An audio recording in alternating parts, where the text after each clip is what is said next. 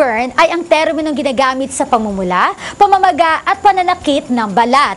Dahilan ito ng overexposure sa ultraviolet rays mula sa araw. Ito ay maaari maging serious risk factor para sa skin cancer. Upang hindi matuloy sa mas malalang kondisyon, narito ang mga maaaring lunas ng sunburn.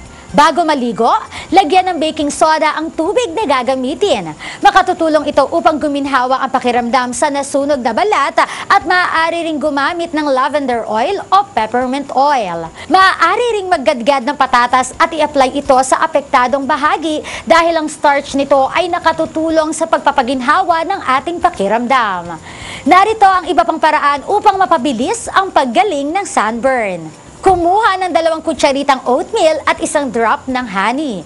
Ihalo ito sa kalahating tasang hinog na papaya at ipahid sa apektadong bahagi. Iwan ng 20 minuto bago banlawan. Maaari ring maglagay ng pinaghalong katas ng pipino at lime para guminhawa ang pakiramdam. Dapat ay sakto at equal ang amount ng cucumber juice at lime juice. Mas advisable na madalas itong gawin para mas mapabilis ang pagginhawa ng affected area. Hindi may iwasan ang madalas na pagbibilad natin sa araw. Ngunit, maaari nating maiwasan ang paghihirap kapag tayo nakararanas ng sunburn sa pamamagitan ng mga nabanggit kong paraan. Muli, ako ang inyong kapartner sa kalusugan. Ako po si Christine para sa Medicine.